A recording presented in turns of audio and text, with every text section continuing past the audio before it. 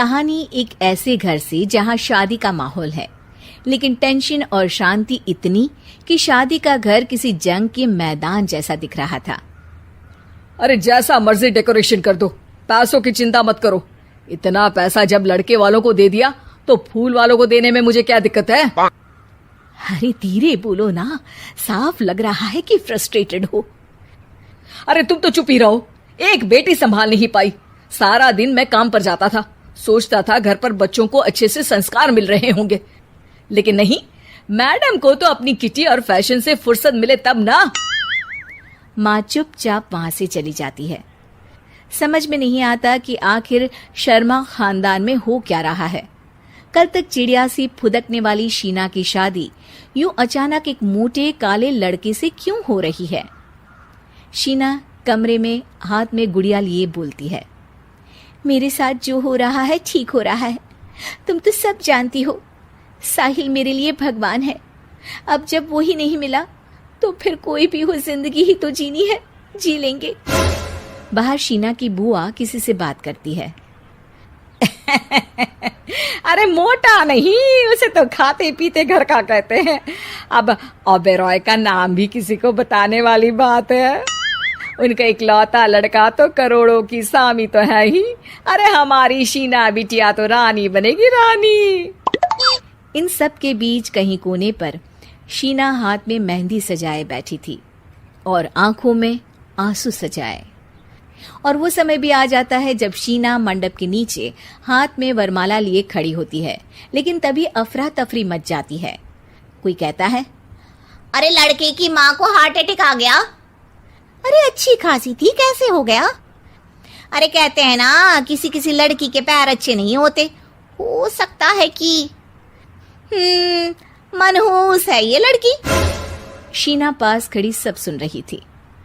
फिर शीना अपने कमरे में आ जाती है। शादी ये कहकर नहीं होती कि लड़की मनहूस है। अब लगातार शीना के लिए लड़के देखने आते, लेकिन आस पड़ोस या किसी के कहने पर शादी हर बार टूट जाती। लेकिन एक दिन, अंकल, मैं काफी दिनों से आपसे मिलने की कोशिश कर रहा था, लेकिन हिम्मत नहीं हो पा रही थी। अरे बेटा, हिम्मत तो हमारी टूटी पड़ी है। वैसे कौन हो तुम? अब मेरा नाम साहिल है अंकल। मैं शीना से प्यार करता हूँ और उसी से शादी करना चाहता हूँ। अरे अब तो किस जात के हो ये भी मायने नहीं रखता। बेटा, मेरी बेटी मनहूस है। ये सब कहते हैं कि इसीलिए उसकी शादी नहीं हो पा रही। अगर तुम शादी करने को तैयार हो तो ठीक है। शीना की शादी साहिल से हो जाती है। अगले दिन साहिल की माँ का देहांत हो जाता है और एक बार फिर लोग शीना को अपशकुनी कहने लगते हैं। अरे खा गई दीदी को ये। अरे क्या जरूरत थी साहिल किसी मनहूस को घर लाने की? पर बुआ, माँ की तो तबीयत पिछले कई साल से खराब थी। डॉक्टर्स ने जवाब दे दिया था। क्या पता ये भी उनका सौभाग्य हो कि वो बहू का मुंह देख पाई। अरे बहू का मुंह देख पाई, या ये कह लो कि बहू का मुंह देखते ही स्वर्ग लोक सिधार गई। खैर, हमें क्या, घर तुम्हारा है, हम तो चले। अब शीना को खुद पर ही शक होने लगता है कि कहीं सच में वो अपशकुनी तो नहीं। साहिल, हम दोनों की शादी नहीं हुई होती तो अच्छा था। देखो ना, कैसे पहले मेरी शादी टूटती थी और अब तुम्हारी माँ भी। अरे ऐसा कुछ नहीं होता शीना, अपशकुनी वगैरह कुछ नहीं होता। ये सब तो ईश्वर के खेल हैं। वो शादी तुम्हारी इसलिए टूट गई क्योंकि तुमको मेरी पत्नी बनाना था, और माँ का जाना तो तय था। वो काफी बुजुर्ग थी, साथ ही एक ऐसी बीमारी से जूझ रही थी जिसमें डॉक्टर्स भी उन्हें नहीं बचा पाते।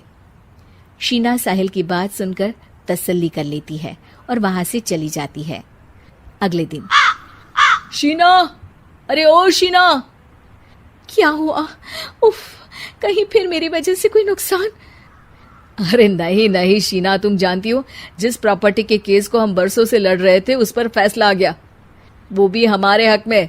अब हम करोड़पति हो गए शीना। शीना शांत रहती है। अरे क्या हुआ? करोड़ पत्नी बनकर तुमको खुशी नहीं हुई? शीना की आंखों में पानी आ जाता है।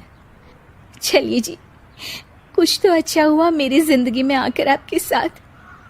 साहिल शीना को गले लगाकर कहता है, मेरी नई नौकरी भी तुम्हारे ही आने से लगी। ये प्रॉपर्टी का केस जीता। सब कुछ तो तुम्हारे आने के बाद ही हुआ, फिर तुम मनहूस कैसे?